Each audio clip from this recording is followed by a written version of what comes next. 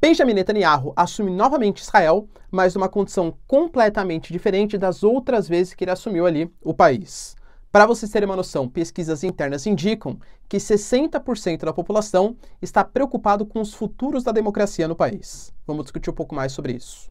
A Rússia faz um ataque massivo hoje na Ucrânia, com cerca de 120 mísseis disparados em Kiev, em Kharkiv, em Lviv, enfim, enquanto, claro, os russos alegam que, na verdade, os ucranianos também fizeram grandes ataques. A Moldávia, país que tem grande preocupação com a separação da Transnistria, afirma que possivelmente vai sair da CEI, da Comunidade dos Estados Independentes, vamos discutir exatamente o porquê sobre isso, e um míssil vindo da Ucrânia cai no território de Belarus. Ou seja, a Ucrânia utilizou um S-300 e atingiu ali a região de Minsk, no território da Bielorrússia. Isso pode trazer consequências gravíssimas para o conflito, inclusive a possibilidade de mais um país lutar contra os ucranianos. E para amenizar um pouco a situação, Vučić, presidente da Sérvia, tenta amenizar um pouco o conflito com Kosovo e pede o fim das barricadas no país. Se vocês querem entender um pouco mais sobre esses assuntos, e muito mais também sobre geografia, geopolítica, atualidades, política, polêmicas, enfim. Tudo para você se manter sempre bem atualizado. Já se inscreve no canal, deixa seu like, compartilha esse vídeo, que eu, professor Ricardo, conto muito com a sua ajuda. Belezinha? Pessoal, para quem não me segue no Instagram, hein? @prof_Ricardo Marcílio lá. Isso é importante, posto notícias e tal. E claro, pessoal, se você quiser contribuir aqui financeiramente para o canal, eu vou ser muito grato, tem muita gente contribuindo. Eu fico muito feliz com isso, pessoal, uma recompensa pessoal. E claro, financeira também é o meu trabalho, tá?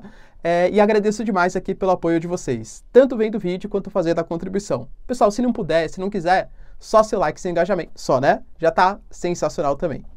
Tamo junto? Então bora lá pro vídeo, ó. Seguinte, a gente teve, depois de uma série de confusões políticas, troca de primeiro-ministro e tal, o Benjamin Netanyahu, ele voltou ao poder 18 meses depois. Só que o sistema israelense, ele é um sistema parlamentarista. Então o primeiro-ministro, ele só consegue assumir ali a cadeira como primeiro-ministro e tal, se ele tiver a maioria dentro do parlamento. E o Benjamin Netanyahu, ele teve que, da última vez, enquanto ele era primeiro-ministro, dissolver o parlamento uma série de vezes, convocar novas eleições, por quê? Porque Israel hoje é um país que está muito dividido, muito polarizado, né? Essa terminologia ganhou força aí nos últimos tempos, está muito polarizado. E o Benjamin Netanyahu, ele teve algumas atitudes que foram complicadas para quem era mais de centro-esquerda ou de esquerda no país, e também esteve envolvido em alguns escândalos de corrupção, tá? Então, para ele conseguir um apoio, ele teve que se aliar mais com a parte à direita de Israel, inclusive com que alguns setores da mídia estão considerando como partidos ultra-ortodoxos ou de extrema-direita, tá? Dentre essas alianças que o Benjamin Netanyahu fez para conseguir assumir agora o poder, sem a chance, pelo menos no momento, de ser destituído pelo parlamento, a gente pega figuras, talvez a mais icônica de todas, que é do Avi Maoz. Ele vai ser responsável por ter como se fosse uma criação, um cargo que foi criado justamente para ele, que é o resgate da identidade judaica. Dentro das propostas que ele tem, por exemplo, Israel é um dos poucos países do Oriente Médio que tem uma respeitabilidade muito interessante, muito importante com a comunidade LGBTQIA+, né? Então existe ali o orgulho gay, né? O orgulho LGBTQIA+, enfim, em Israel, há um respeito, enfim, né? Pois é. Esse cara, uma das coisas que ele prevê é o fim do dia dessa comemoração e algum tipo de tratamento psiquiátrico para quem se assumir homossexual, né? Então é uma das coisas. E a gente tem uma série de pessoas que foram nomeadas, que estão envolvidos lá com extremo nacionalismo, são pessoas antipalestinas. Então é um governo que tende a ser mais beligerante, tende a ser mais belicoso contra os palestinos, contra os árabes. Lembrando que o Benjamin Netanyahu, ele já era um pouco criticado por essa postura. Por exemplo, a gente tem hoje o território da Cisjordânia, que ele é ocupado por árabes, mas quem manda, quem tem autonomia é Israel. Mas Israel deixa os árabes ocuparem ali. O Benjamin Netanyahu constantemente construía área de assentamento judeus. Então, tirava ali colonos palestinos, tal, para colocar uma indústria, para colocar áreas de moradia de judeus, quase num tom de provocação também. O território é meu, eu faço o que eu bem quiser com ele. Inclusive, constantemente Israel é criticado no Conselho de Segurança ou no Conselho de Direitos Humanos da ONU, justamente por essa postura anti-palestina. Isso tende a aumentar ainda mais. Lembrando, pessoal, que ano passado, né, esse ano, tá? 2022, a gente teve grandes complicações, nem tanto com o Hamas, mas principalmente com a Jihad Islâmica, que é um grupo ainda mais radical que o Hamas, que atua tanto na Cisjordânia como na faixa de Gaza, e um rival bem importante de Israel vem se fortalecendo, inclusive enriquecendo urânio, quase a 60% já, ou seja, anunciando que pode ter a qualquer momento um armamento nuclear, que é o Irã, né? Então, essa retórica anti-Israel no Oriente Médio, ela foi crescente nos últimos tempos. E Israel se ressentiu um pouco da falta de apoio do Biden. O Trump ele era muito mais pró-Israel do que o Biden, com toda certeza. O Biden tentou, inclusive, voltar para o acordo com o Irã, desagradando completamente as lideranças israelenses. Então, é uma região mais uma, né? Bem tensa no mundo, com um governo agora mais extremista contra os árabes. A tendência é que nada positivo, tá, venha para 2023, pelo menos na questão entre conflitos entre árabes e judeus.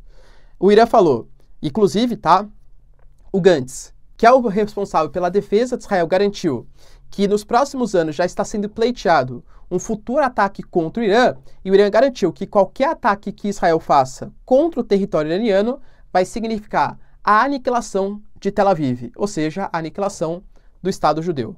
2023 tende a ser um ano bem tenso ali para Israel.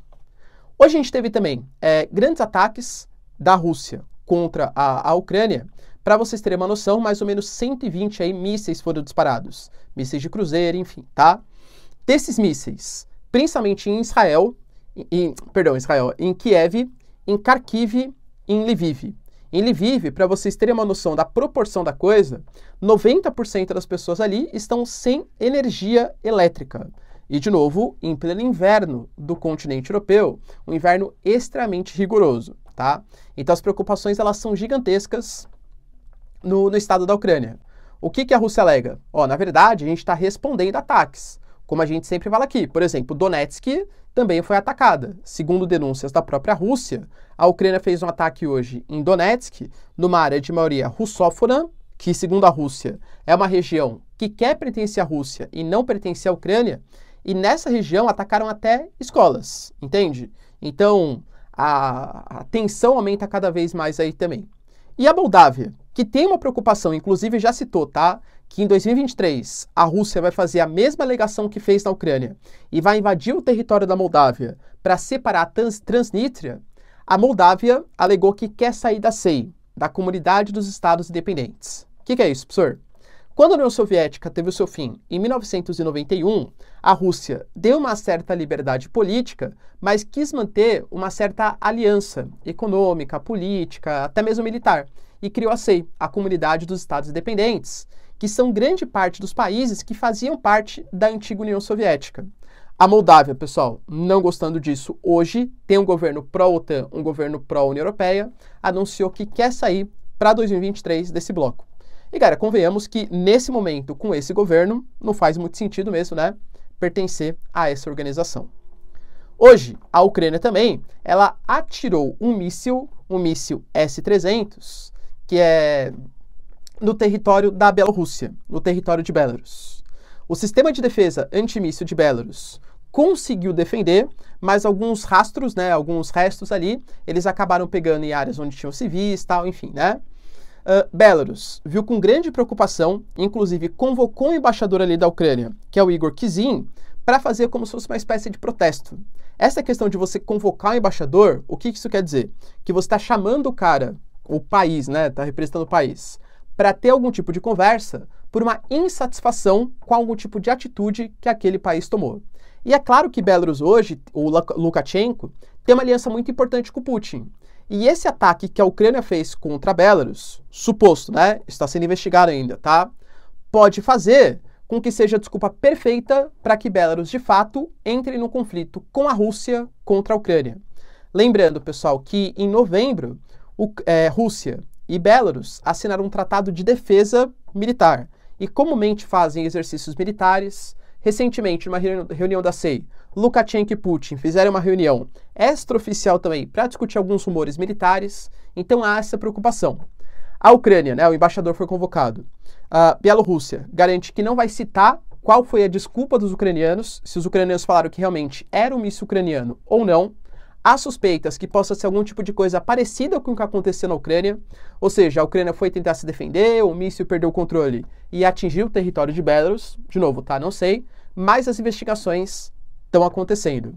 O que a Ucrânia falou para Belarus, segundo Belarus, vai ficar entre quatro paredes até as investigações serem concluídas. É tudo o que a Ucrânia não precisava, hein? Inclusive, né, até fotos foram relatadas pelo Estado de Belarus.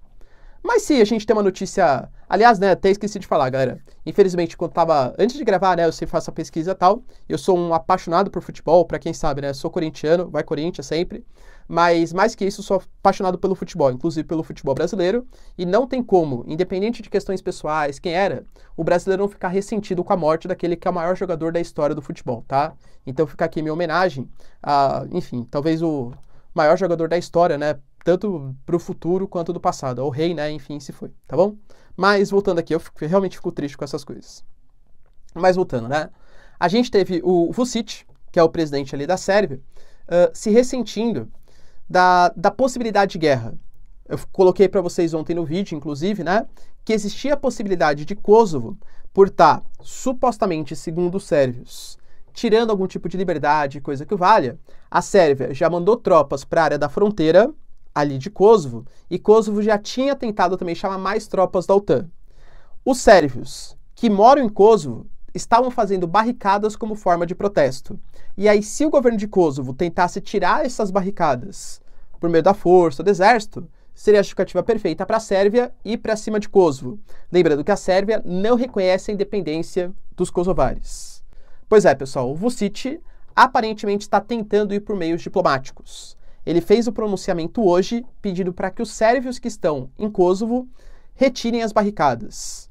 Ele se comprometeu com a liderança de Kosovo a não fazer com que os kosovares ameacem os sérvios, tirem a soberania e que respeitem os sérvios que vivem naquela região que se autodenomina autônoma desde 2008. Então, pelo menos esse conflito, ele está um pouco mais moderado do que estava ontem. Belezinha, pessoal? Deu para entender os principais acontecimentos? Se vocês curtiram, então, ó, já deixa seu like, se inscreve no canal. Tamo junto, beijos, abraços e tchau, tchau.